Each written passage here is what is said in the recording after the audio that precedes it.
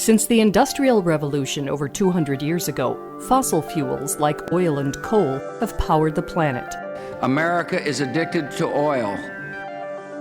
But today, with unstable oil prices, the rapid development of new economies, and the threat of global warming, nations are racing to develop renewable green energy options. Even a source once shunned is on the rise again: nuclear power. And surprisingly, many former anti-nuclear environmentalists, scientists, and governments are embracing it. What is nuclear power's history?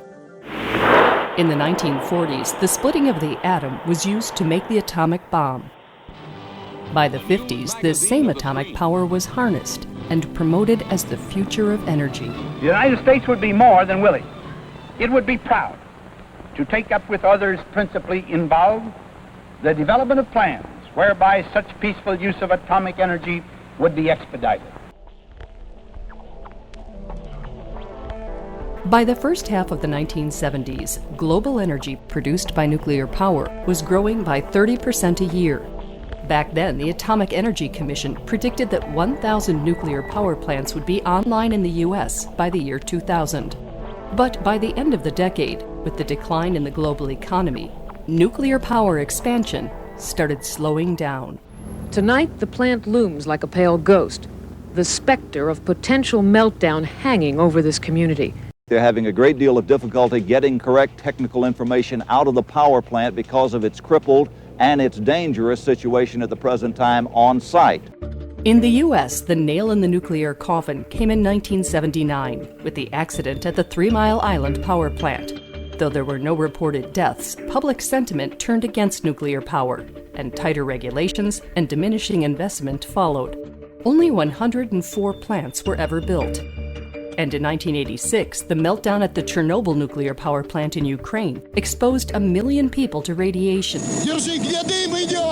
This was the final blow to nuclear power in many other countries. Today, the fear of devastating global warming may be trumping the old fear of nuclear energy. Nuclear power still has its critics, but many former dissenters think that new nuclear technologies that address plant safety, nuclear waste, and the threat of terrorism may help resolve the issues that have plagued it for so long.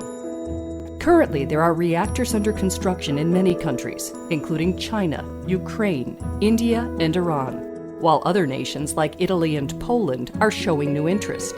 Even in the U.S., where a new plant hasn't been built for 3 decades, there are now pending applications for 26 reactors.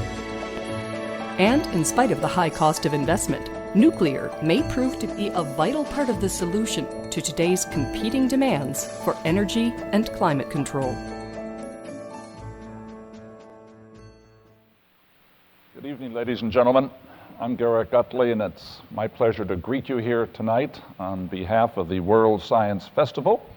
I hope you've been taking advantage of this extraordinary several days of the sessions, the meetings, the discussions that have been taking place around town. Tonight we're looking at nuclear power, a new look at nuclear power. And as it says, no nukes rather than no nukes. And in that difference of emphasis is really the heart of what our discussion is this evening. We're delighted to have a very distinguished panel. There's a tremendous amount of expertise here tonight.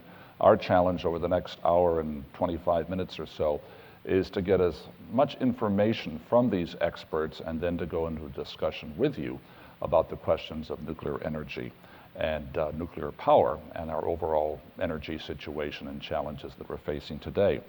Just a couple of little observations on a personal note, because we're all here because we have personal interest or some personal concerns about energy and nuclear energy, nuclear power itself.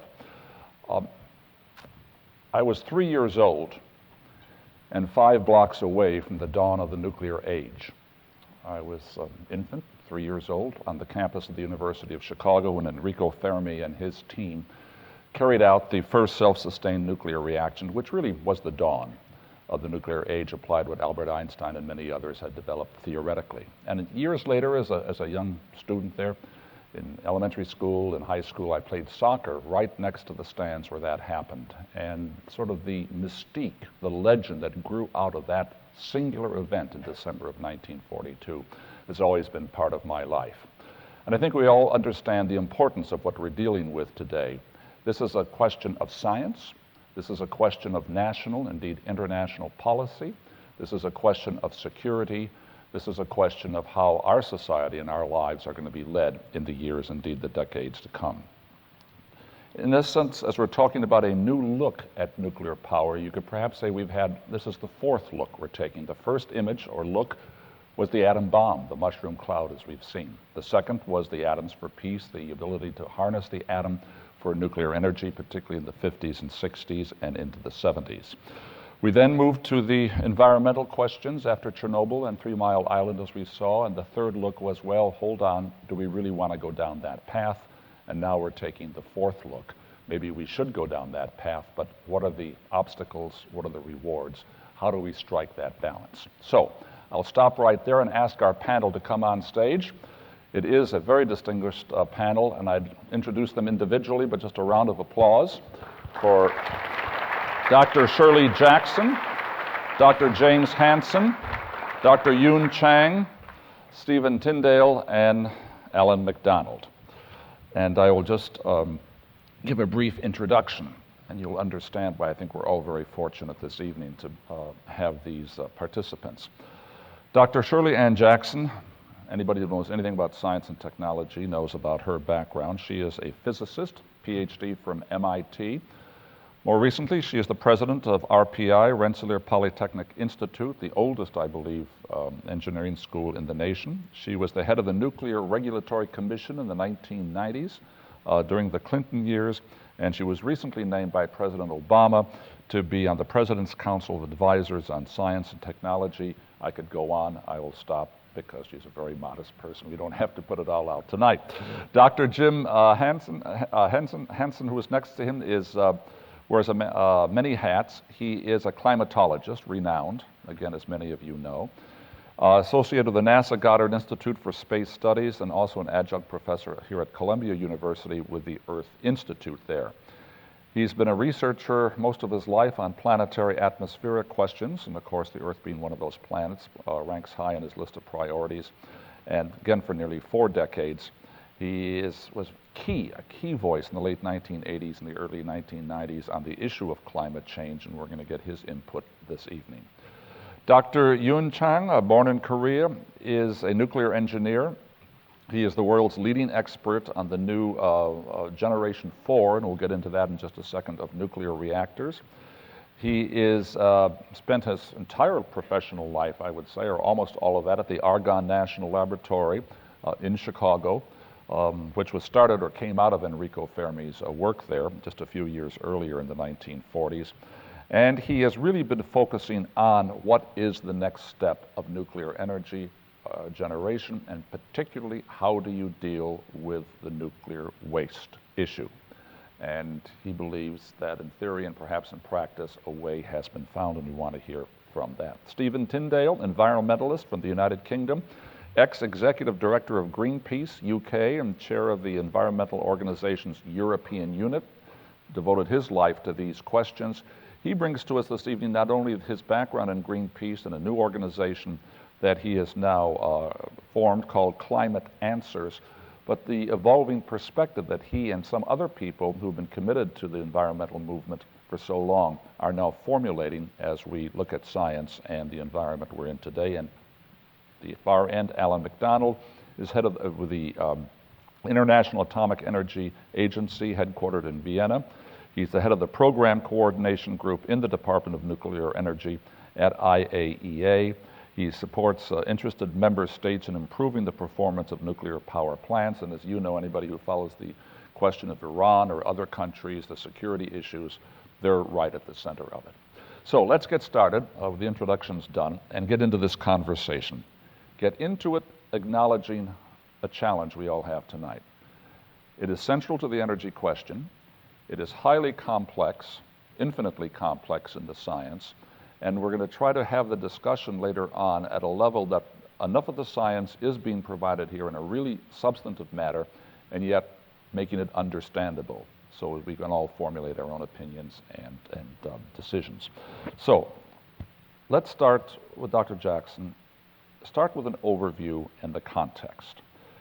Given your experience, your role in regulatory agencies and what you're doing now in advising the President, how do you see the nuclear energy power issue today within the overall energy situation and what's realistic? Thank you, Garrick. Well, I think you're right. In order to have a discussion about nuclear power, one has to really provide the right context. And the context then means that we have to get the goal right. We then have to get the plan right. And then once we've decided what we want to do, we have to get it done. And the goal, I think, is very important, and it's important how it's articulated. And I would articulate the goal as energy security, but energy security understanding and accounting for its link with climate change. We have our own energy needs. There are many new technologies to mitigate climate effects, whether we're talking plug-in hybrid vehicles, other sources, and that is going to drive the need for more electricity. But that need for power, for energy, is inextricably linked with impact on the environment, particularly as it relates to climate change. Moreover, we're in a globally interlinked market for energy and overall global trade. And there are roughly there are 190 nations in the world, and as far as I know, not one of them is truly energy independent. So energy security with the interlinked goal of climate change mitigation are the important foci. Having said that, then we need a comprehensive energy security roadmap. And what are the key elements of such a roadmap? Well, the first is the principle and the actuality of diversity of source and redundancy of supply. The second is to have transparent, well-functioning energy markets that take account of economics, of greenhouse gas emissions, pricing, carbon, fair trading schemes, and so on. The third is to look through the lens of environmental sustainability, where one has to look at the full life cycle costs, both from an environmental perspective and the actual ultimate cost perspective. The fourth then relates to having the right balance of policy that balances regulatory requirements with incentives. And finally, and very importantly, one has to have sound infrastructure. And that includes civil infrastructure, actual infrastructure to support whatever the power generation source is, but also scientific and technical infrastructure to support innovation, and very importantly, human capital, human infrastructure. So where are we today? We have 104 operating reactors in the United States. Another member of the panel will talk more globally. I might chip in then. We have really 115, but 104 operating reactors at about 70 plus sites around the country. Now, we've gone through several generations of nuclear power reactors, and we're at the so-called generation 2. Why don't we just ask, do we have some visual aids tonight? So if we could have the first slide on nuclear generation, and that'll give us sort of a roadmap or a history of how we have progressed over the last half century. And so the early prototype reactors really came out of the military uses of nuclear power. Of course, the energy itself, nuclear energy and its potential, came out of a very tough military use, but early use relative to how it might play into naval uses and so forth. And essentially those early reactors became the basis of essentially the generation of reactors we're using today, so-called generation 2. And so the actual technology dates back to the 50s and 60s, and that's the basis of the 104 operating reactors. What is going on and with those reactors is that 54 of them have had their licenses extended through the so-called license renewal process, which extends the license for 20 years, allowing the plants to operate for 60 years. Between letters of intent and other applications for license renewal, there are 80 plants that we expect to have their licenses renewed out of at least that number, out of the 104. But the real question becomes one of where do we go next? And so there are two foci, one more extant today, the other more forward-looking. And the one that is extant today is the so-called Generation 3 and Generation 3 Plus reactors. And this is predicated on new reactor designs, still light water reactors, fission-based reactors, but ones that have more inherently passive safety systems, fewer pumps and operating motors and the like, and more ability to have shut down with less intervention. And those reactors are going through what's called the NP 2010 process. That's a work that the Department of Energy is doing with the nuclear industry. And it focuses on certification of these reactor designs in terms of their safety and the ability to then get a combined construction and operating license for them. It focuses on getting early site permits, and there are 3 of them that have already been approved. And then to allow, through a standard licensing process, to allow energy companies to apply for a combined construction and operating license. And so far, there are 17 applications for 26 reactors. The expectation is for 23 for 34 reactors. So that's kind of where the lay of the land is. But then on a forward-looking basis, people have to look at fuel cycle issues. What to do with the spent nuclear fuel, its toxicity, non-diversion for proliferation purposes, overall security and safety. The second issue is whether there are more forward-looking actual reactor designs that are safer and have proliferation resistance. And so these are sort of the things that most of the forward-looking work is really about. But in the end, you know, the final comment is you've got to have the best designs, you've got to have the infrastructure, you've got to have a safety focus and strong regulatory oversight, and you've got to deal with the overall fuel cycle, particularly how you deal with spent nuclear fuel. And I might add one other thing you have to have is the support of public opinion. Stephen, let's jump right to you first, into the deep end of the pool. Greenpeace, known for its position. You look at the screen right here over the last half century. I guess you were not there at the beginning. No, but you and your colleagues and like-minded people were probably opposed to almost every step of the way, including where we are today. You are no longer with Greenpeace. Correct. You are not alone in rethinking your attitudes towards nuclear energy, nuclear power. Explain what you were doing, how you changed your mind, and how significant is this in the environmental movement and towards future policy? Okay, well, in terms of my position, I think that the world can and should be 100% renewably powered, not just for electricity, but for transport and for heating and cooling. But it will take us some time to get there. Maybe 2040, probably 2050. So that's 30 or 40 years. So we need a bridging technology. And nuclear power is not ideal, and it's not cheap, but it is better than coal, certainly unabated coal, and it's better than oil. And I used to believe that surface transport should run on hydrogen, which could be generated from water, could be extracted from water. But as we can see with the space shuttle launch today, hydrogen is not uncomplicated as a fuel.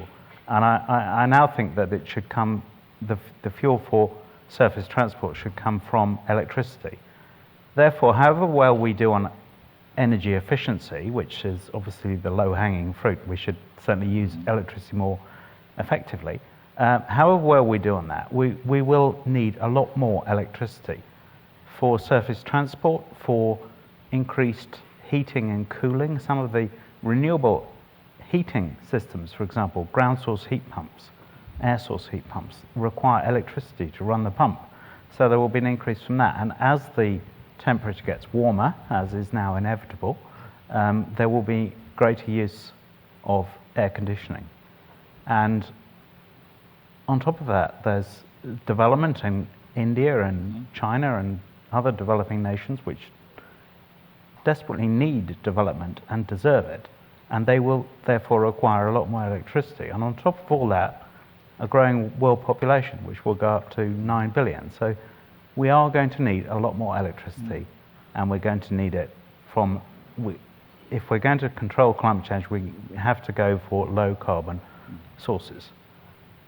In terms of how the environmental movement is seeing nuclear, I thought when I felt obliged to come out and say I've spent 20 years arguing against it, and now I accept that I was wrong, I thought I would get lots of hate mail from my former colleagues. And yes, I got a bit, but not nearly as much as I expected. Most people said, okay, that's your position on nuclear, what about coal? And my position on coal is still the same as theirs, so that's quite helpful. And also they said, you may be right about the technology, but those people in the industry don't need our help. So it was much anti the industry. It was more anti the industry than anti the technology. So I thought that was quite progressive and hopeful as well. It's interesting, you use the term bridging technology. Now, if you go back to the 1950s, those who can remember it, nuclear energy was sort of the holy grail, or was going to be the future. It was the goal, not a bridge. Today, your interpretation has seen it as a bridge. We'll see where we are come mid-century. Ellen McDonald, from your perspective at the IAEA, you're looking at the global picture. Let's go beyond the United States and those 104 reactors. And we have a slide here, too. You might just address this as to what has happened throughout the world, or regions of the world, in terms of the generation of nuclear energy and the implications of this in your eyes. Okay, well, this shows, it shows the blue bars are the number of operating reactors in different regions of the world. And since I'm from the UN, we see the world in the UN regions, the post-World War II regions. Altogether, there are 436 reactors operating. In the United States, there are 104. And the red bars are the reactors under construction, so there's one under construction in the United States. I should have said North America. The blue bar up on the upper left is North America, because there are 18 reactors in Canada. And the red one is really resumed construction that had been suspended for a long time. You can see there are 6 reactors and one under construction in Latin America. Western Europe and Eastern Europe are still distinct regions in the UN. Africa has 2 operating reactors, both in South Africa, nothing under construction. The ones where India and Pakistan are, that's Middle East and South Asia. On the far right is Far East, which includes China, Japan, and North Korea, all of which have a fair number of plants in operation and under construction. And then there's nothing in the lower right, which is a distinct region of Southeast Asia and the Pacific. So if you look at that, you can see that, that most of the operating plants are in the north, and that the new construction tends to be in the east. That of the 45 plants under construction, 28 of them are in Asia. Half of them are in developing countries, compared to, of the plants in operation, only 10% are in developing countries. And looking to the future at the global level, for about the last 5 or 6 years, we've used the phrase rising expectations. We produce projections about future nuclear growth every year, and other groups do around the world too. And for about the last 5 years or so, those have been going up every year. Rising expectations, one shouldn't expect too much. We do a low scenario and a high scenario. Our high scenario, electricity from nuclear power doubles by 2030 around the globe, but its percentage of global electricity stays the same. It's only keeping pace with everything else, and that's the high scenario. It could expand faster. I said there were 45 plants under construction. In 1979, there were 233 under construction. So we're at a very different pace of growth. And the other global sort of takeaway is that right now expansion's centered in Asia. Like I said, 28 of the 45 plants under construction are in Asia, and also 28 of the last 39 plants to have been connected to the grid around the world are in Asia. So that'd be a summary. Could you just follow up? We don't want to let this moment pass. We see the big red line there in East Asia. A lot of this is in China. A word about China from you. Their policy decision, their priorities, and their quality control, if I may put it gently. Well, yeah, China and India, China has more plants under construction than any other country in the world. It has 12 under construction. Next is Russia with 8, and then India with 6. And you know, if you look at the percentage of electricity that's produced by nuclear power, France is probably now the leader with high 70, near 80%. And there are other countries with a lot. Sweden's 50%, Belgium's over 50%. China is 1%, 2% maybe, and India's 3%.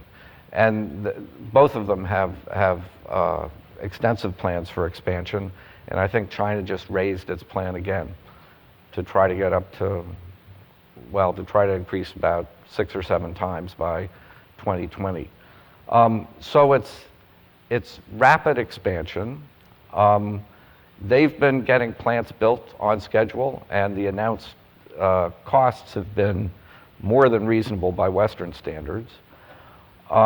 Recently, we did a conference in Beijing, and on that occasion, not at the conference, but at the same time, the head of the Chinese regulator commented that with the resources he had at the moment, that it would be very hard to do the job if the rate of expansion was as announced. So clearly, that the good news about that is that they're very aware that if they're going to expand at that rate, they have to strengthen their regulatory oversight. And we also, there's a service that we provide at the IAEA that regulatory agencies in any country can ask us to come in and do a peer review and identify areas that they can improve, and China will ask us for such a review. So we think those are both good developments. So can it be done? Yes, but I don't think we should take it for granted. It's going to be a lot of work. Dr. Hansen, excuse me, studying climate, planets, including planet Earth, pardon me. You've been looking at various energy sources, coal as well as nuclear. Where do you come down? Well, what has become very clear in just the last several years is that we're already near, if not into, the dangerous level of atmospheric carbon dioxide. We're beginning to see substantial effects, and despite the fact that only half of the response for the gases that are already in the atmosphere has actually occurred due to the inertia of the system. The ocean is 4 kilometers deep. It takes it a long time to respond to the changes in the boundary conditions.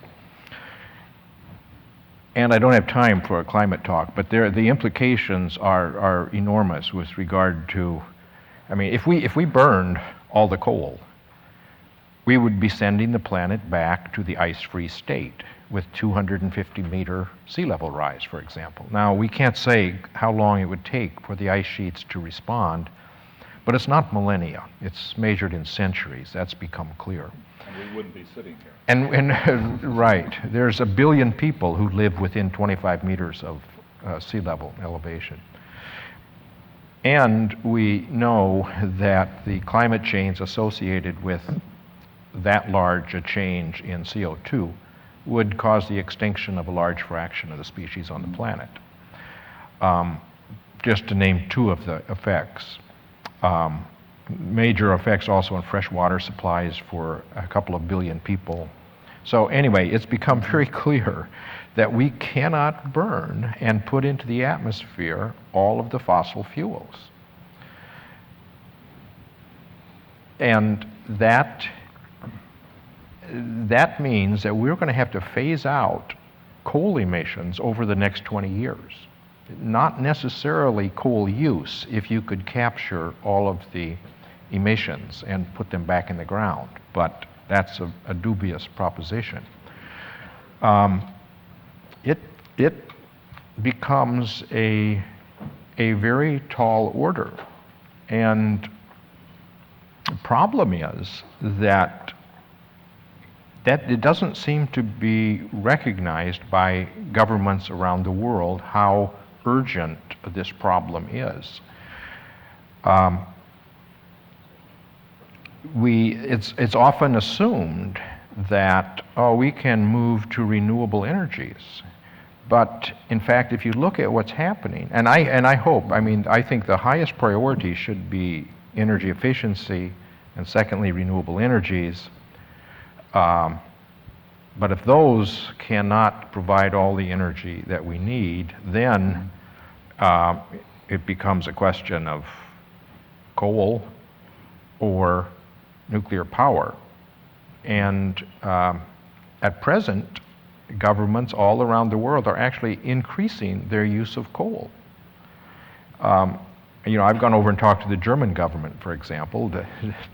They agree that on the targets that are necessary for atmospheric composition, and yet they're planning to build 20 new coal-fired power plants. It doesn't make sense. So I think we should at least have an urgent research and development of the nuclear power, of the fourth generation nuclear power. The thing that has changed my perception of nuclear power, I've never said much about it in the past because with the second and third generation there are these serious issues about nuclear waste, about the possibility of accidents and proliferation, and the fact that it's a finite resource. The amount of uranium is finite.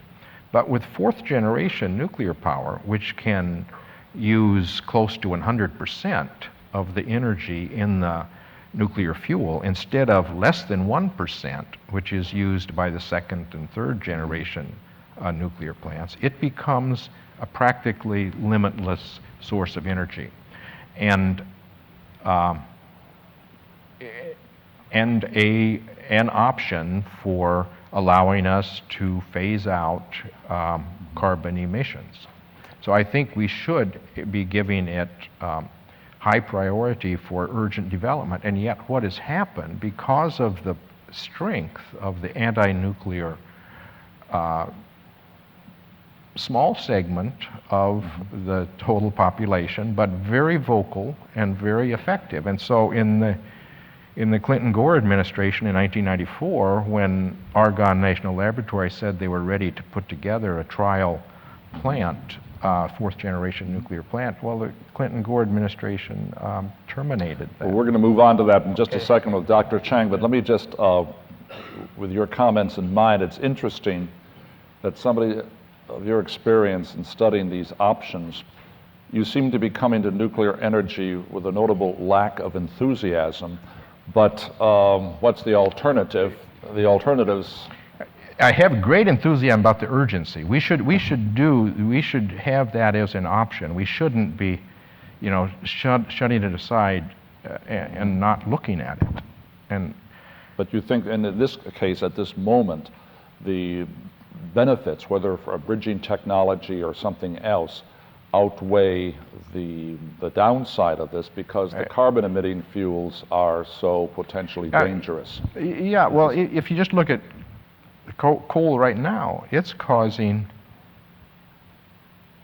hundreds of thousands of deaths around the world, air pollution, and there's also the mercury pollution, the arsenic, there's the mountaintop removal, the effects on the environment in the mining process.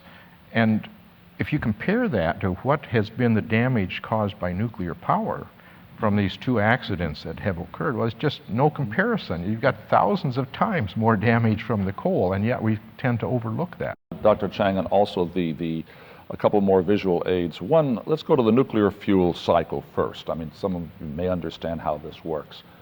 And Dr. Chang, we're going to go on to the generation 4, but before we get to that, briefly, this is the cycle. It starts in the lower left-hand corner with natural uranium in a mining car. Then it goes to milling. Then it goes to conversion. Then it goes to, when you're in the cycle, enrichment. Then it comes down to the fuel fabrication. Power plants, electricity comes out. Then there's the spent fuel storage. And then it goes to reprocessing, et cetera. Yes. But you end up, I mean, that's this is so-called nuclear fuel cycle, but I have to give a little, I have to become a little bit technical here. Nuclear engineering 101. The natural uranium ore consists of two isotopes, uranium-235 and 238. 235 is a fissionable, and that fissions, that gives energy. But there is only 0.7% in the natural uranium. The other 99.3% is uranium-238, which is not fissionable. But when it captures neutron, it becomes transuranic elements, so like neptunium, plutonium, americium, curium. I'll get to that a little later. So because uranium-235's content is so low, it has to be enriched much higher level, like 3% to 5% of uranium-235, and that's an enrichment step on top of this fuel cycle. It's fabricated into the fuel, it goes into a reactor generating energy. Typically, after 3 to 4 years of use in the reactor, the fuel is discharged because it does not have the fissile value anymore, and that's called the spent fuel. The current practice in the United States is to dispose the spent fuel directly into a repository. We have designated Yucca Mountain in 1987. We are in state at the moment. In Europe and Japan, the spent fuel is reprocessed and recycled, which goes on to this circle to the lower left-hand corner. This reprocessing, nuclear engineering 101 again, spent fuel consists of 3 main constituents. The large volume is uranium, about 95% is uranium. About 5% is the fission products, which is ashes of a fission reaction. That's much easier to think of. And the other 1% is, less than 1%, is transuranic elements that I talked about, capturing in the uranium-238, plutonium, neptunium, americium, curium. In the current reprocessing, only uranium and the plutonium is separated, and some of the plutonium is recycled back into the reactor. That's why it's called the circle. But then the other transuranic elements, as well as the fission products, nuclear ashes, goes to high-level waste to repository. That's the current fuel cycle.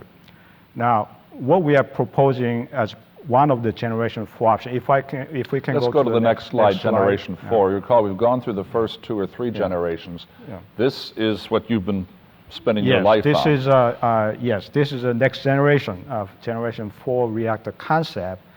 Compared to water-cooled reactors in the current generation 2 or generation 3, 3+, this reactor is cooled with sodium. The water hydrogen atom slows down neutron, whereas the sodium does not slow down neutron. So the neutrons are fast neutrons. So sometimes we call this reactor a fast reactor or fast breeder reactor. Breeder reactor because it produces more fuel than it consumes. And this fast spectrum reactor can also consume and use as a fuel all the transuranic elements that are currently discarded in the high-level waste. So in essence, this reactor can use the current spent fuel waste, recover transuranic elements, use as a fuel, and continue to recycle, and therefore increasing the uranium resource utilization by a factor of 100. The current commercial reactors use less than 1% of original uranium ore. The other 80% is the enrichment tailings or depleted uranium, and the other 19% is in the spent fuel, only 1% is utilized. In this reactor, we can use essentially all of the uranium resources. Therefore, as Dr. Hansen mentioned, we can replace large the fossil-based energy for centuries, even with already mined uranium alone. The second part of our innovation in this integrated fast reactor concept is how we reprocess and recycle transuranics. We have invented pyroprocessing based on electrorefining. This is a very simple process. Electrorefining is used in refining metals such as zinc, aluminum, and we have explored the application to spent fuel reprocessing, and we have demonstrated that this is feasible. An advantage of this pyroprocessing is that this processing is incapable of separating pure plutonium, which is weapons usable material. This process can recover not only plutonium, but americium, neptunium, curium, all the transit elements together. And together, this is highly radioactive. It has spontaneous neutron sources. It has a heat source, so it cannot be used as weapons material directly. So this is proliferation resistant intrinsically.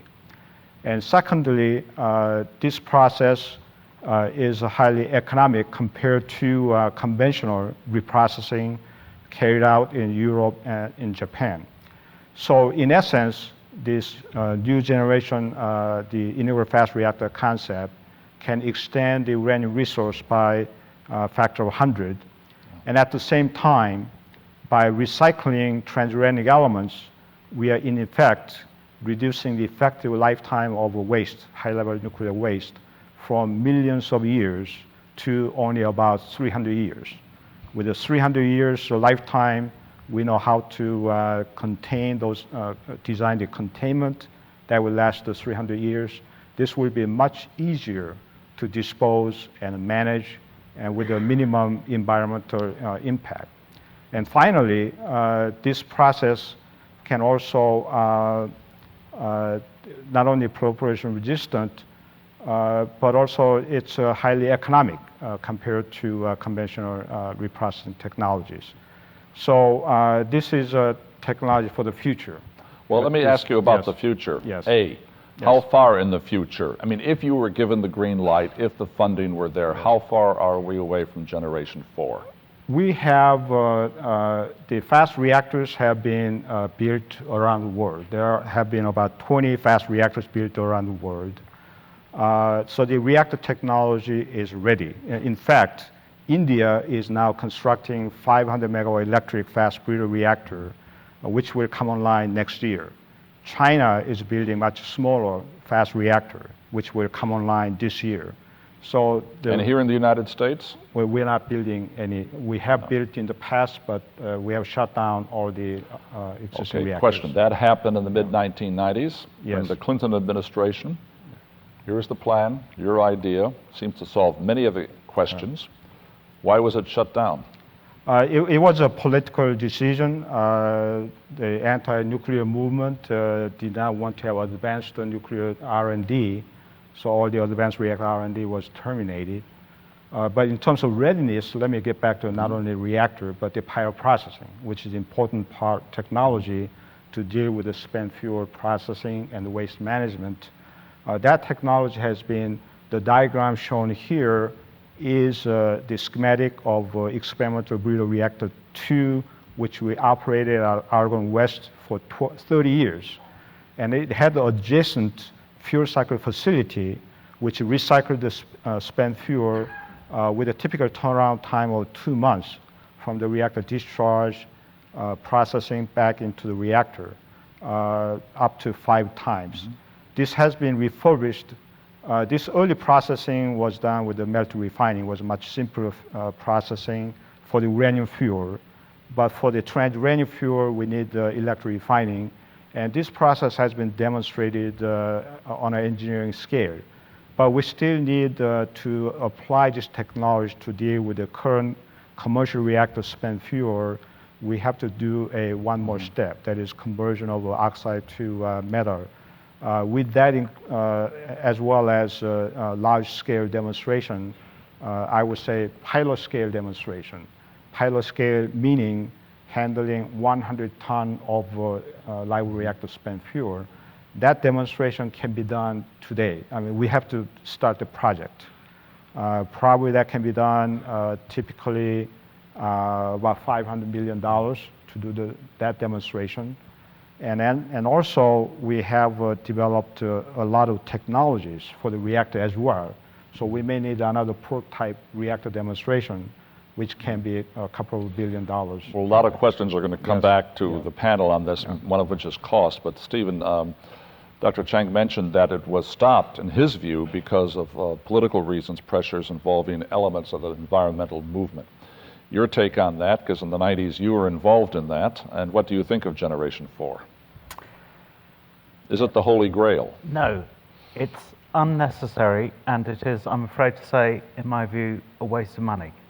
We don't need to extend the uranium bank for longer than 30 or 40 years. We don't need to generate from nuclear power for centuries to come.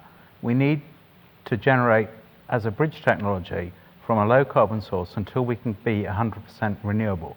And just to give you one example, I mean, if there are some maps showing that you could generate enough electricity for Europe and then the world with the larger area of the Sahara, a relatively small part of the Sahara, from what's called concentrated solar power, which basically just uses mirrors to boil water and then generate electricity.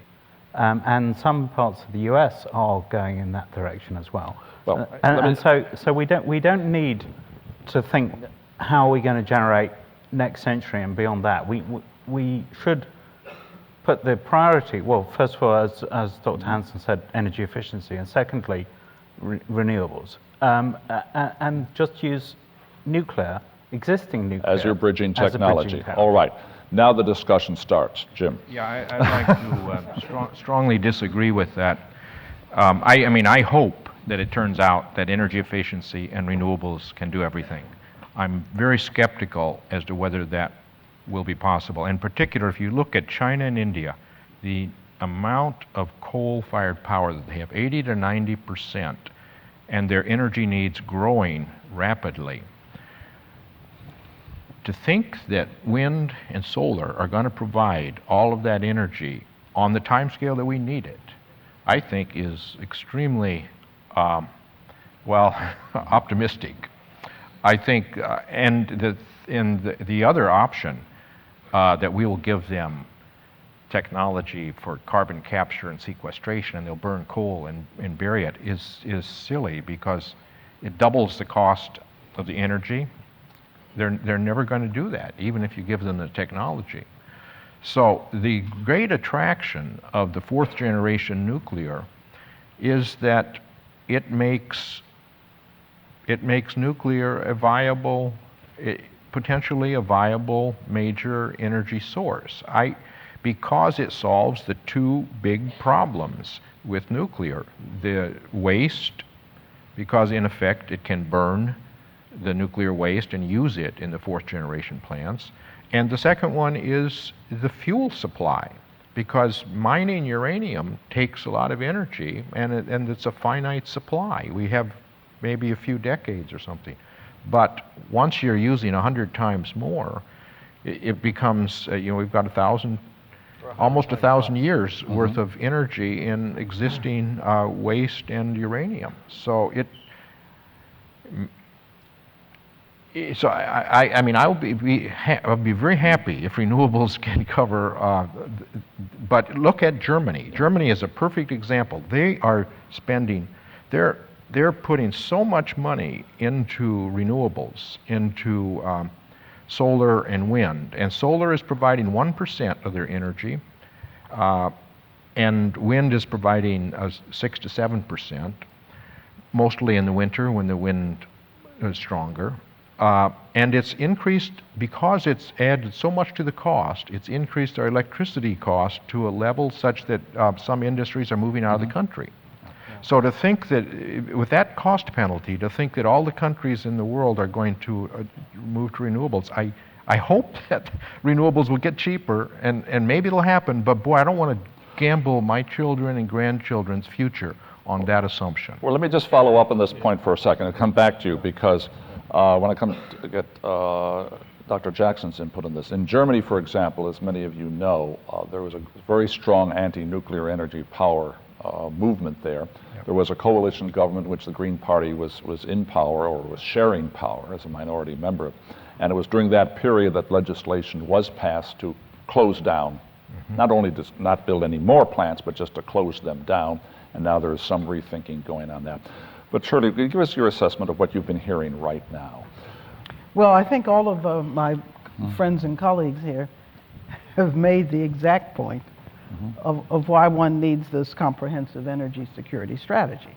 One, because there is no silver bullet. Two, it's hard to predict exact timescales over which a given source of energy will be needed. Three, at least in this country and in a number of other countries, the energy sources have to meet the market test. Four, one has to fold in the cost of carbon as part of a mitigation strategy. And five, there's some assumptions we make about what the infrastructure is going to be. And if we wish to use renewable sources, we have to think about questions of storage. Some people say it can all be in plug-in hybrid vehicles. We have to think about transmission strategies if we store. It's not AC power, it's DC power. And so there's a question about how one does that. And then the third is that those sources are intermittent by definition, because they depend upon natural phenomena. Now, these are not insurmountable issues, but they are issues having to do with the kind of infrastructure that is needed, and you really have to model things like the behavior and interoperability of the electrical grid and so on and so forth, and where the power sources should be placed relative to the use. How much power do you need, and can you get it in an uninterruptible way if you're using it for industrial uses and different things like that. So I think that is why it may sound like, oh, why does she keep saying this? But in point of fact, you have to put the policy choices, which means the technology choices, through a lens, and a lens that everything in the end should be put through to see what makes sense and what technology allows in the short to intermediate term, and what the long-range outlook can be, and what the economics are, and what will society accept. And so all these things. And how much of that lens is going to be financially driven, budget driven, right, versus other considerations? Now, Steve, I know you made the argument, we were talking earlier, how do you factor in a financial model what's going to happen in 50 years, or could happen, with climate change? And Jim, you're dealing with this too. To what extent, Steve, from your environmental point of view, are you influenced by any financial calculation that would be made on which path to take? Well, obviously it's a factor.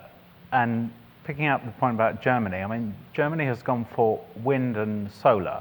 And being a Northern European, largely landlocked country, it's not the ideal place for solar. There is a lot of wind, but not much sun. Onshore wind, by and large, is less predictable and less harnessable than offshore wind.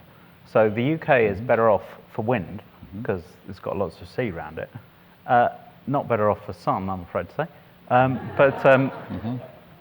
If you're going to go for solar, Southern Europe or Northern Africa is a more sensible economic option, even taking account of the need to build a grid around and across the Mediterranean, which is being talked about by Silvio Berlusconi, so it's perhaps not ideal to use him as a model. But the other point about cost, yes, it is going to be expensive. It's going to be cheaper than doing nothing and dealing with the consequences of climate change, which was what Nicholas Stern said in his review in the UK about 3 years ago. And that has been interpreted by most people as meaning it's going to be cheap. Well, it ain't going to be cheap. It's going to be expensive, and the price of electricity is going to have to go up, and we need to be more honest about that and lead people to accept that. But I just wanted to come back on in India as well. Can I just say, I mean, 80% of Indians don't get electricity from the grid.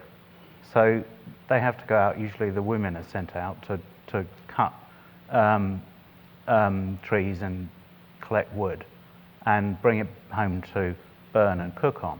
And so 1 million Indians die every year from indoor air pollution.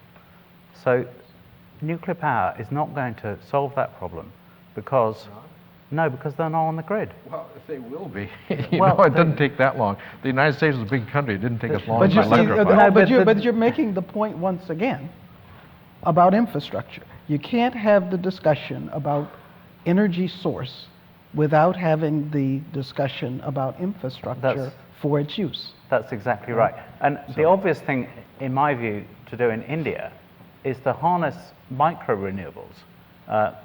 Run-of-river hydro, not large hydro dams, but run-of-river hydro, and particularly solar. I'm involved with a scheme to give or offer solar cookers and solar lanterns to Indians so that they don't need to wait to be given electricity from the grid. Let's come back to Jim. With regard to cost, Steve Chu, Department of Energy head, just said solar is still 5 times more expensive.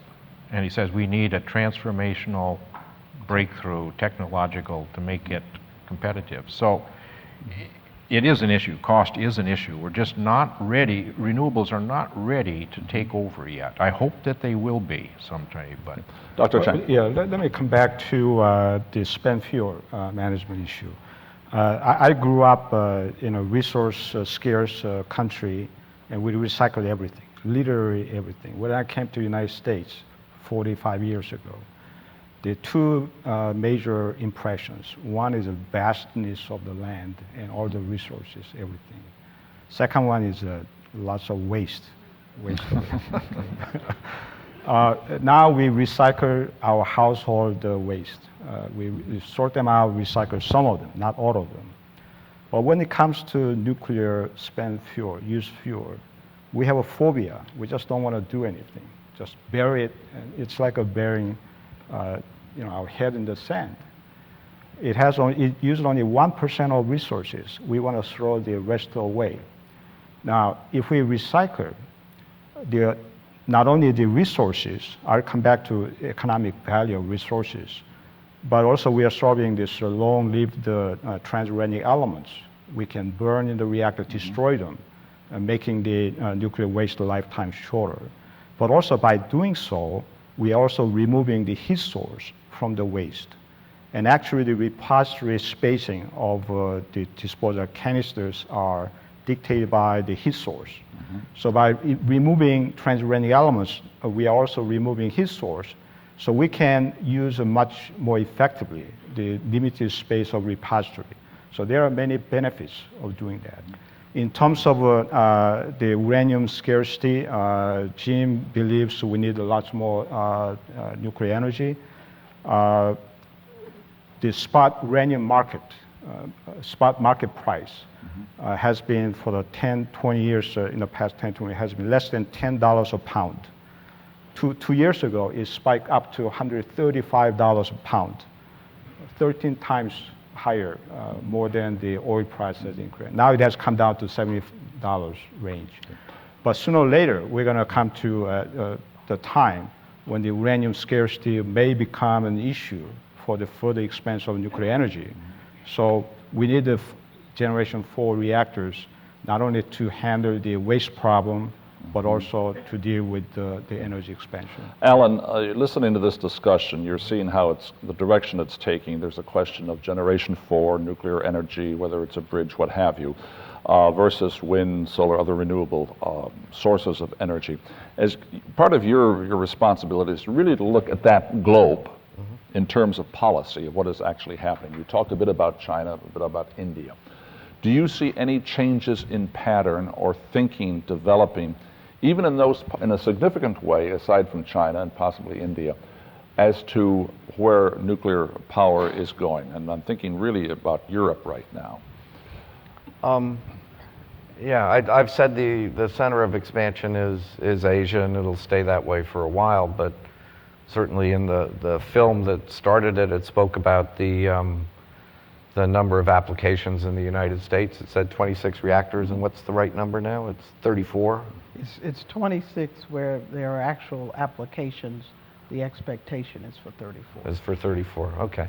So, and in Western Europe, the UK, and maybe Steve can correct me if I've got this wrong, but the UK for a long time was, its policy was to keep nuclear power as an option, but it didn't do much about it, and its aspiration was to fill the gap that was going to occur when it was one of the first countries to start building nuclear power plants, and they're old and it's been shutting down a lot, though they were small plants.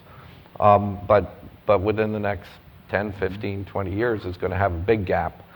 And its plan had been to try to fill that with renewables, and but it didn't close out the nuclear option like Germany did.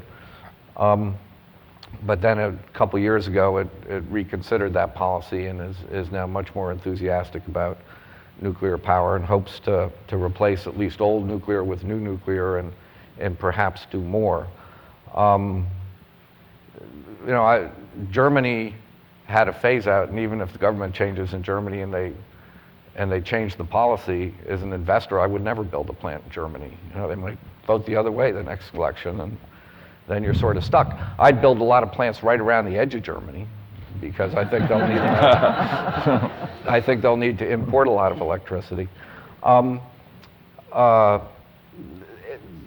For us, at the agency, some of the people who come to us for assistance now, it's very interesting, now are a lot of developing countries, and we have about 60 that have come to us that don't have nuclear power and say, we want to at least look at it. We're not making any commitments, we want to at least look at it.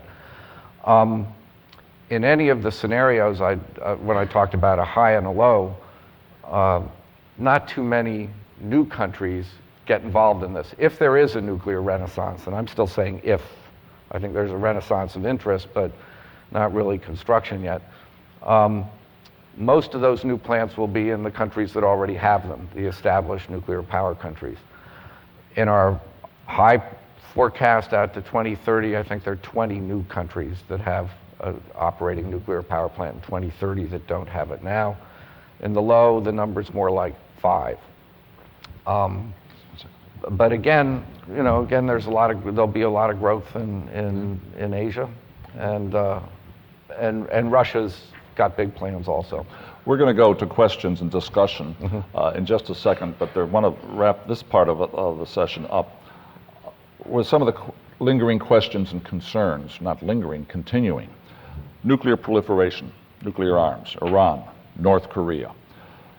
President Obama has suggested the creation of kind of a nuclear bank that otherwise, in other words, nations could obtain the necessary material as a gift on loan, but they would not be processing it or reprocessing it themselves. Is this a viable option? Why don't I just start with you, Alan, because you're involved in this. Yeah, I mean, the first thing, I think it's a truism that if you expand nuclear power, you're going to increase proliferation risks, because other things being equal, the more material that's in circulation, the higher the risk. But there are two things, there are two buts, and one is other things don't have to be equal. You can reduce proliferation risks a lot of other ways, and I'm about to get to that. And the other thing that I think civilian nuclear power contributes very little to proliferation risks. Our Director General, Dr. El Baradei, gave a talk not too long ago where he listed 7 things that he thought the world could do to reduce proliferation risks, and only 1.5 of them had anything to do with civilian nuclear power. One of them was what's developing now was that the weapon states, the nuclear weapon states, could be more aggressive at pursuing their obligation to disarm in terms of nuclear weapons. And then there were a bunch of other ones. The one that had to do with nuclear power was actually this issue of creating a reserve of low-enriched uranium. The top of that nuclear fuel cycle picture was enrichment. And there are 2 reasons we're interested in that. One is, I was at a workshop not too long ago. It was all for energy planners from developing countries, And it was all about renewables. The guy who organized it was a big advocate of renewables. He invited me to give a talk on nuclear. He was also anti-nuclear, so this led to a big discussion of the pros and cons of nuclear power for developing countries. And at one point, he says, and another reason why you guys don't want to go to nuclear power is it's a big boys game. They control the technology, they control your fuel, and they're skittish about terrorism, and they're skittish about the word nuclear. And you run the risk that some nutcase blows up a disco on the other side of the world, and bang, your fuel gets cut off through no fault of your own. Why would you want that problem? The sun's free, the wind's free. So here was a non-market political risk to investing in nuclear power that might dissuade a country that would otherwise benefit, perhaps. And it's the business of governments, and it's the business of their international creations like the IAEA to reduce such non-market barriers to entry. So that's one reason we're interested. The other reason we're interested is that a country that might decide to go ahead might say, I'll hedge against that risk by building my own enrichment capability. And our Director General has noted that enrichment and reprocessing are the two proliferation risky parts of the fuel cycle. And we have an interest in reducing incentives for new people to get into that business. So those are our two reasons. The interesting thing is next week the Board of Governors will discuss proposals for an international reserve of low enriched uranium. This is an idea that's been around as long as nuclear power, more than half a century. This is the first time I'm aware that the board's going to be discussing it, and it's probably the best chance it has. Come back here to Washington, what's happening now at the nuclear energy power generation in the context of the larger energy situation. It's a big political issue as well as economic, social issue. In the House of Representatives, there's a major bill, 950-some pages, moving forward. Nancy Pelosi says this has to be fast-tracked. Let's get some opinions on the energy policy and the nuclear element or role in it, in your opinion, starting with Jim. Well, I think this Waxman-Markey bill would be a disaster. It locks in. The lobbying interests have completely torqued it so that it's less than worthless. They build in offsets. So in fact, although they have a goal of reducing U.S. emissions by 2050 by a large fraction, in fact, most of that would be offsets. So it's not real reductions. You know, it's like you want to stop smoking, you'll keep smoking, but you'll pay someone else to do something. You know, plant a tree someplace, or invest in some technology in developing country. What is actually needed, the fundamental problem is that coal is cheaper than the renewables or the alternative non-carbon fuels. Somebody would call that an advantage. So you have to put... Because it is cheap. It is cheap because it's subsidized to begin with, and it does not have to pay for the health damage it does to people, the mercury and the arsenic and the air pollution and the climate damage. All of that is free. All the public pays for all of that. So what you really need to do is put a price on carbon emissions, and the public and the business community needs to understand that this price will continue to increase, and then they will start investing in renewables and energy efficiency, and then you'll reach a point where when those things are competitive, then quickly they will take over, and coal will be left in the ground. And that's what the coal people know. So that's why they prefer a bill which guarantees that we'll actually build new coal-fired power plants, and they're given permits, free permits.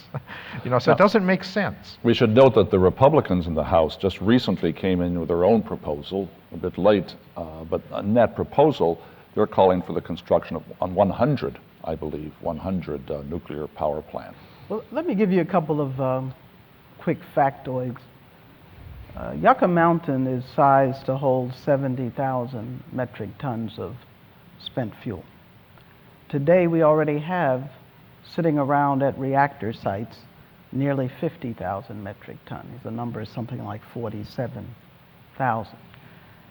We're extending the licenses of plants, likely at least 80, and they produce about 2,000 metric tons per year.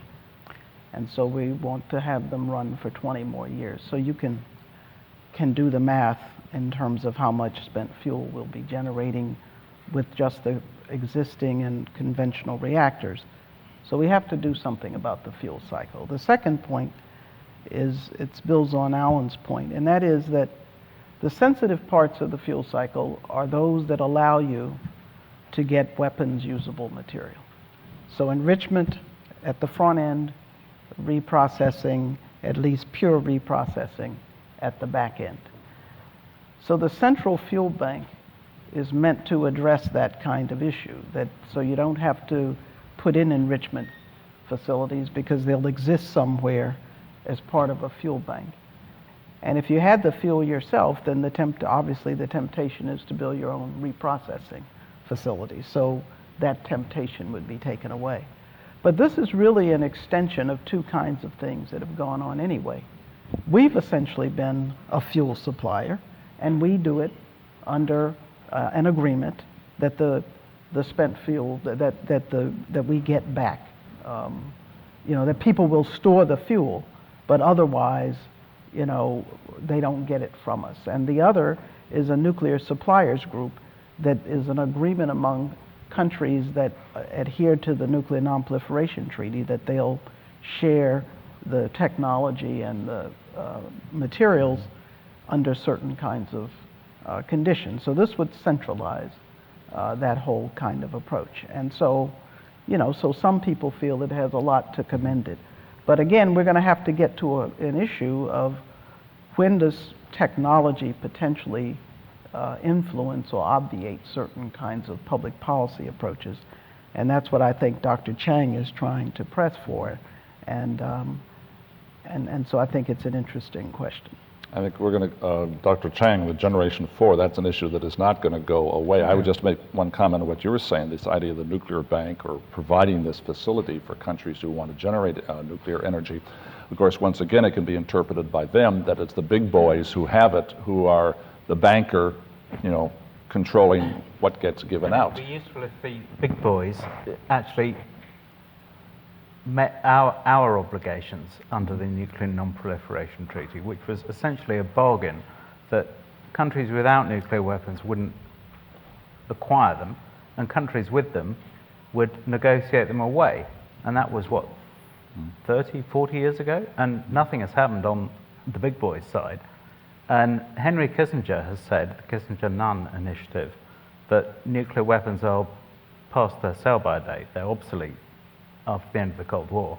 And I haven't always agreed with Henry Kissinger, indeed never previously, but I think he's right on this. And President Obama has talked about negotiating away US nuclear weapons, and the UK should follow suit, and so should the others.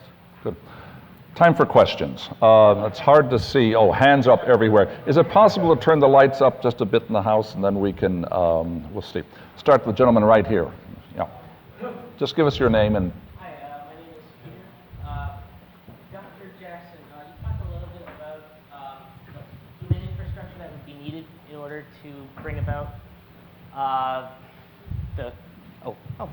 thanks. Dr. Jackson, you talked about the human infrastructure that would be needed to bring about the future of nuclear power plants in the United States. And I was thinking, while you were saying that, a big part of that would be bringing a large chunk of the population in favor or not against nukes. And I was wondering, how do you think, are there strategies do you think that we could pursue, or education that we could specifically target to help advance this sooner? Especially in light of things like Chernobyl, which there were human factors in the disaster, which, given all technology still exists.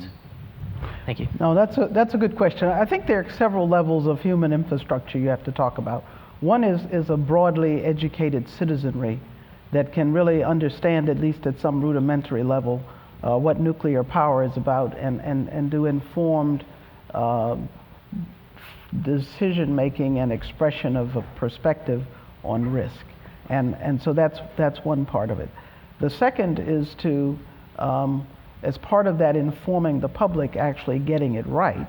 And we heard in the film that there was a meltdown at Chernobyl, and there was not a meltdown at Chernobyl, it was a steam explosion at Chernobyl. And meltdown has a certain connotation in people's minds. Don't get me wrong, Chernobyl was a horrific accident, but it, you know, I'm a stickler for trying to get it right. The kind of human infrastructure I'm also talking about, which is very important, are those who can research the new technologies, new materials, the science. Those who design new reactors and new types of fuel cycles. Those who can build the plants themselves, having the actual manufacturing capability and the skilled workforce to do it. Those who can build the infrastructure at the facilities, and those who can operate the facilities. Many of our extant nuclear operators have come out of the nuclear navy. Actually, the nuclear navy has shrunk. And so there's a whole set of questions, and most of those people had what would be the equivalent of an associate's level degree.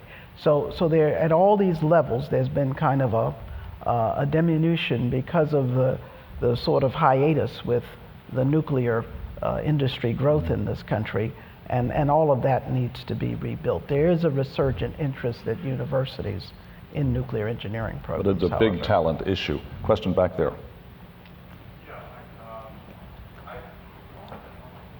I didn't hear anything really in the negative column for the fourth generation reactors, for the breeder reactors, and frankly, I don't understand why we would even bother to build a second generation or well, the third second generation is what exists already.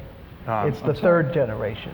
Right, but why aren't we building breeder reactors in this country? And is there any known really downside to it? You know, I kind of feel like it's analogous to the car companies that we have in this country, where we're using old technology and just selling what we already have sold to Americans, and you know.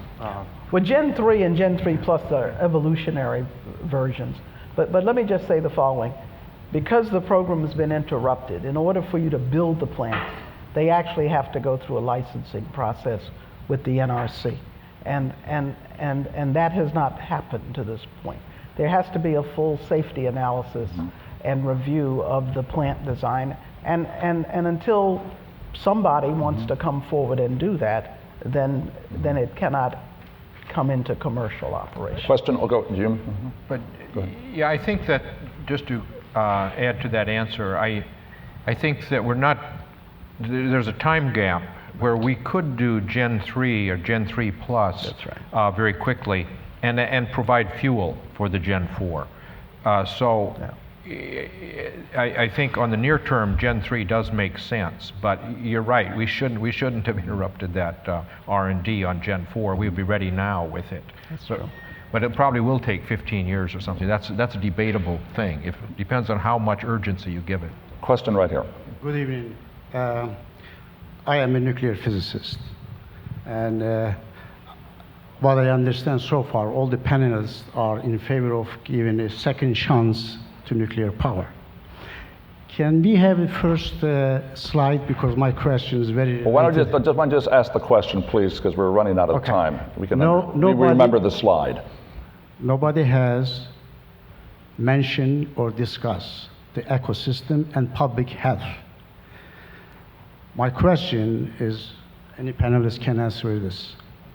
What is the daily usage of a typical power plant circulating the water, taking the water from the ocean and discharging back to the ocean, and what is the impact, impinging or entertainment, of that discharged water to the marine life? For the towers, you see nice pictures of all these vapors coming out. Anybody has any idea how many tons of water vapor is being released into the atmosphere and what is the chemical composition of it? Do you know, though, right? Of course I know, So why but don't you tell us? I wish the panelists, of course, madam, panelists, anybody who wants to give a chance to nuclear power, a second chance, should also know what kind of chances for the ecosystem will lose to survive. One more question for IAEA, which is very important for the public health. Does IAEA has a special agreement since 1960 with WHO, World Health Organization, having a veto power over any publication of IAEA or WHO related to the nuclear risk and public health? So I have more questions about the no, nuclear 101. we have to give other people a chance. These are very important. Ecosystem, what is the nuclear power plant's impact on the ecosystem and atmosphere, and the IAEA role in the WHO? Okay. I think he could answer that, right? You want to do the IAEA first? None that I know of, but I'm writing it down so I can double check when I get back. Tell me what I should be looking for. In 1959, IAEA and WHO has very obscure agreement. WHO Assembly passed a resolution that IAEA has veto power of any health information or public risk that may be publicly published.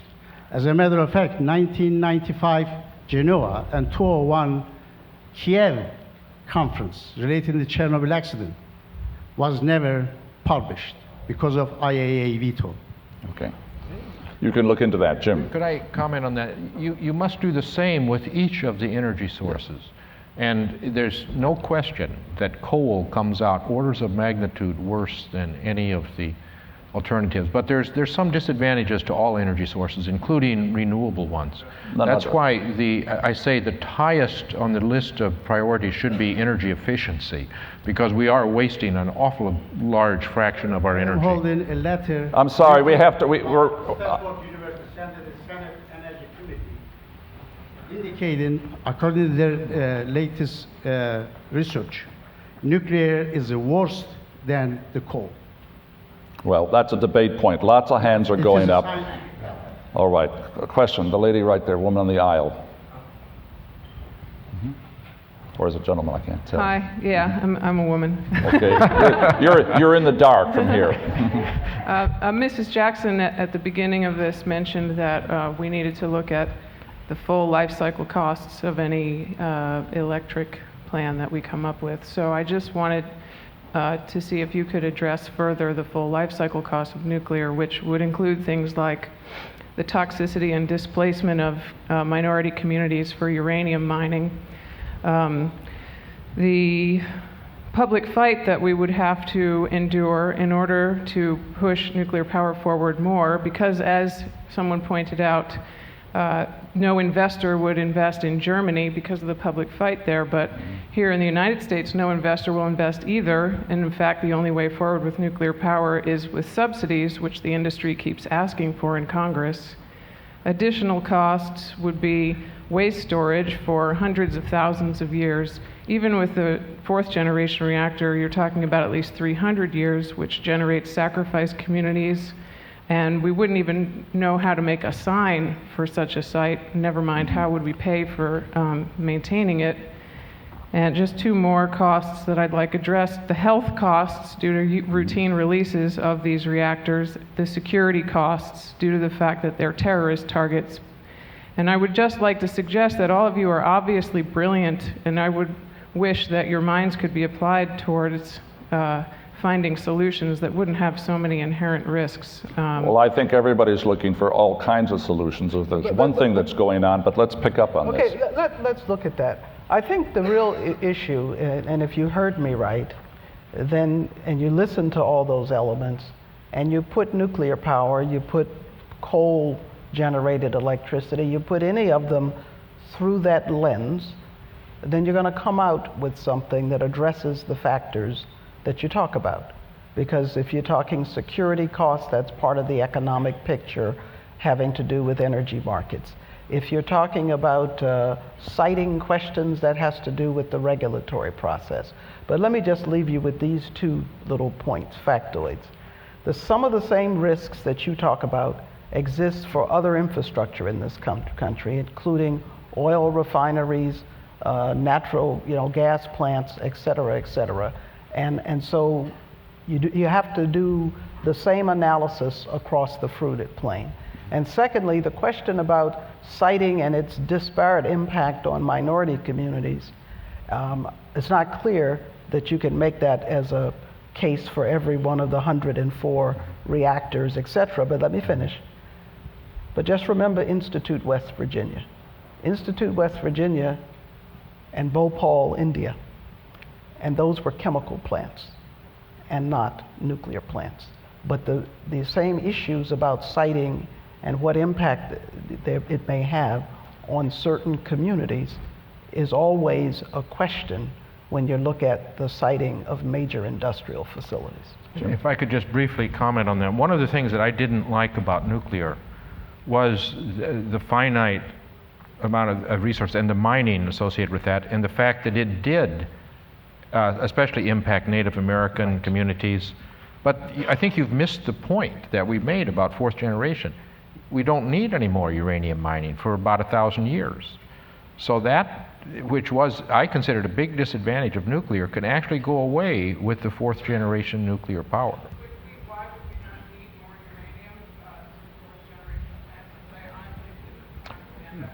For two reasons. Instead of using less than 1% of the energy in the fuel, you'd use more than 99% of the energy. That gives you a factor of 100 right there. So the uranium that you already have is much more long-lived. And secondly, fourth generation can use what was considered to be waste. And we've got lots of that. but actually, he can answer this better than I can. Okay, question down here. Oh, yeah, okay.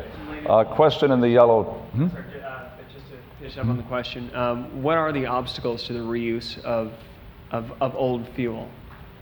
Well, I think whenever we talk about new technology, Dr. Jackson mentioned all the licensing, the first of kind of engineering.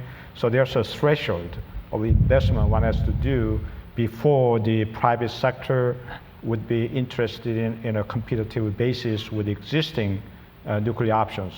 So this is an introductory cost that has to be borne by someone other than the private sector, which is public funding. In countries like India, China, Russia, they're building fourth generation fast reactors. They're mostly the government-supported programs. We're supposed to be ending now, but there are a lot of hands up. We're going to go for about another 10 minutes, so please keep your questions brief, and we'll try to keep the answers to the point. So, the lady right here. You need a microphone to your right. Simple question. Why are we not doing anything in terms of using fusion where there is no waste? I mean, this is a question that's existed since I was 5 years old, and I cannot believe that with all the money and the brilliant minds in this world that we supposedly are no closer to it. Is it political? We just don't get the energy out, more energy out than we put in. And people have been working on it for a generation. Okay. Question right here. For other people in the military in the room besides me, especially particularly, what legacy does the Bush administration have on nuclear energy and nuclear sustainability in this country?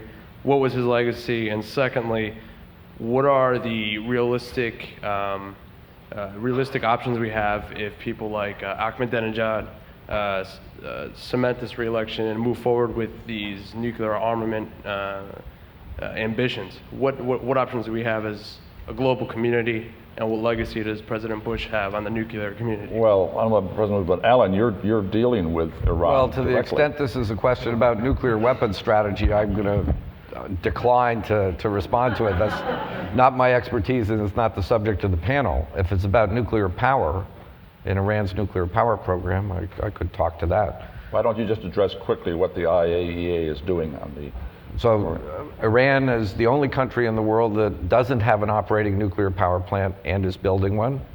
And we've given it assistance over the years in training on safety procedures, management systems, quality control, things like that.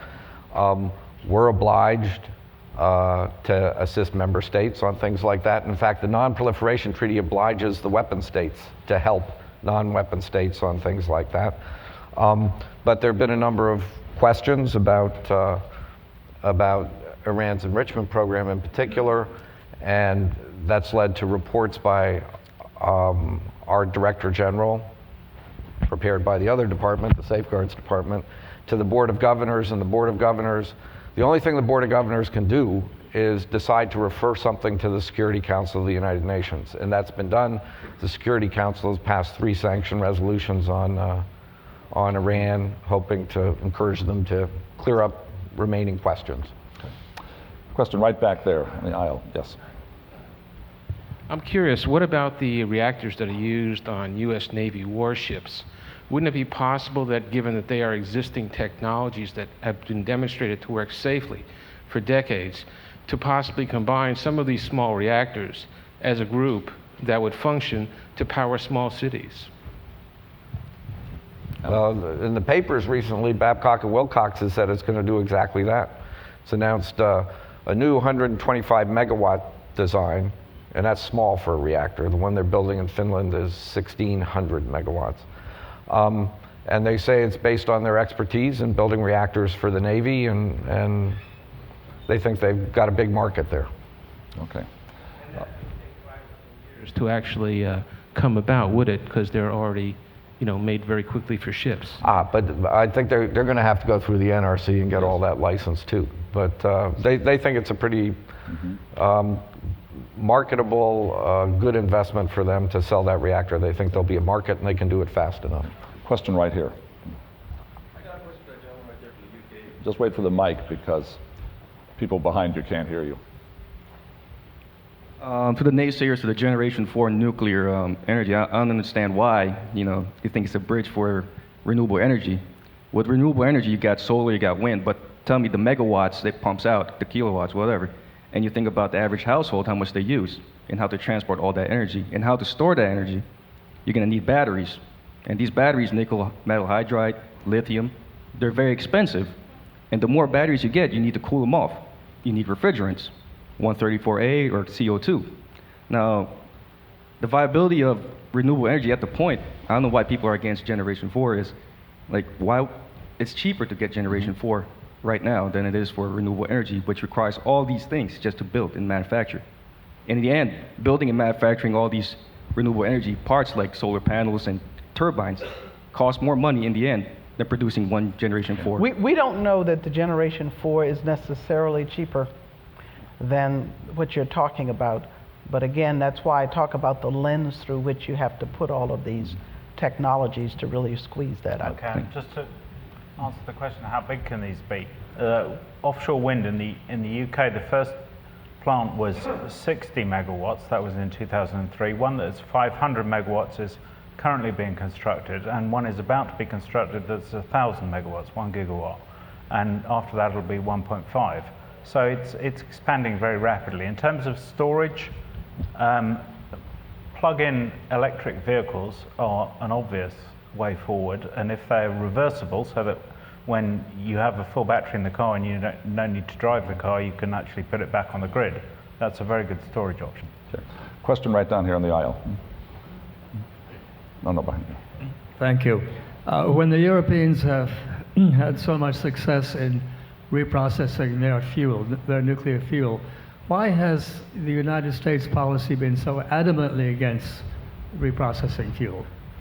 Success is a very strange way of describing a complete waste of money that has polluted the Irish Sea so that it's the most polluted sea in the world in radioactive terms, and it's also a proliferation risk. We create plutonium and send it round to Japan, which is like sending a ship saying, if you want a nuclear bomb, come and get me. Okay. Okay, in the yellow, right there.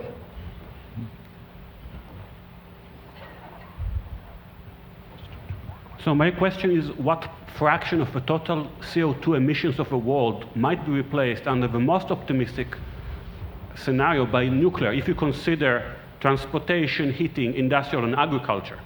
So how much of that total could be reduced by using nuclear in, let's say, 20 years?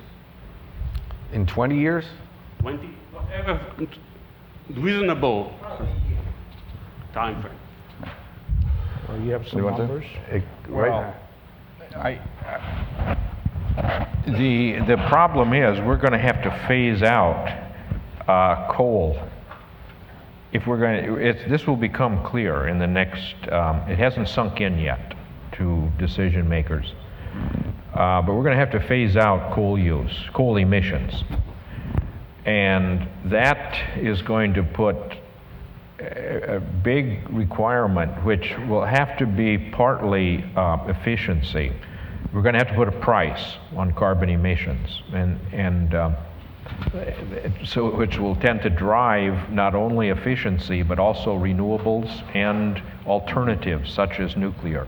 I mean, I think that if fourth generation would become a reality, and so that you could begin to produce modular design, that it could become a big main source of electricity. It's a possibility, but they all have to compete on an economic basis. We keep coming back to your lens. I was going to say that, and we're going to have to wrap up right now, but let's, before we do, we've been talking a lot about technology, various options, looking through lens. To what extent do you, and we'll start with you, Alan, do you think there is the political will, which reflects public opinion, for significant change in any country, not just the United States, whether you're looking at Austria, where you're based, or elsewhere, aside from China, where we see... No, aside from Austria. Austria's not going to go nuclear. Okay. Austria had a referendum about 25, 30 years ago. Nuclear lost by about the margin that Bush beat Gore in Florida, but if you redid it now, it'd be about 70% anti-nuclear. But my conclusion would be that earlier the question came up of expense, and I think the economics is going to drive it, and I think the economics will be different in different countries for different investment decisions. The economics make sense right now for India, China, Japan, Korea, those 45 reactors that are being built. The economics make more sense in Europe, where there's a carbon price, than in the United States, where there is not a carbon price and coal's been cheap. But basically the economics will drive it, and the economics are different in different countries. Stephen? I think the prospects in Europe are quite good, partly because of the reasons which have been given, and partly because people in Europe are very scared about climate change. And just to pick up the points about public health, yes, there are some public health issues around nuclear, but they are minor in comparison to the public health issues around coal and oil. The Intergovernmental Panel on Climate Change has used a statistic for several years that 150,000 people every year die because of climate change. And recently a peer-reviewed journal published a report saying that it's now 300,000 people every year. So that is widely accepted in Europe, and therefore the prospects for nuclear, I think, are good. Dr. Chang? Well, nuclear energy has been workhorse in the United States, 20% of electricity. I think in the near term, there has to be legislative help in terms of putting nuclear in the same renewables portfolio, so that carbon credit can be given to nuclear power. That will give impetus to construct more nuclear power. Around the world, I think, as Alan mentioned, Southeast Asia, the nuclear will be growing very rapidly. China, India, Korea, Japan.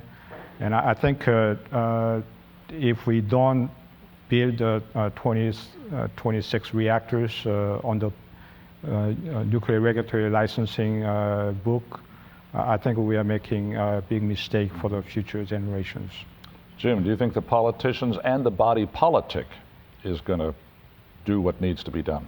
I think, in fact, that a majority of the public is already comfortable with nuclear. It's a small percentage, a very vocal small percentage, which have prevented nuclear power, I think. And so I think that unless something else comes up, and it's very hard for things to come up quickly, I think that we should, at those places where the public is willing to accept it, and I think that's a good fraction of the United States, that it does have a good chance of happening. I think it should. Dr. Jackson, through your eternal lens. Well, as I've said, there really is no silver bullet. We must have a portfolio. If you ask in this country, I think there is a chance. Whether, it'll be as robust as some people hope, I think is an open question, because it will depend upon economics and this nexus of public policy, technology, and economics. If you ask in Asia, I think there'll be nuclear power plants, and in the developing world generally, as a matter of national policy. And I agree with my friend from the UK that I think in Europe people have a great concern both about climate change and about energy security. And because of that, there will be new nuclear plants. All right, we'll end on that note. We want to thank all of you for being with us, and most of all of you for being with us. Thank you.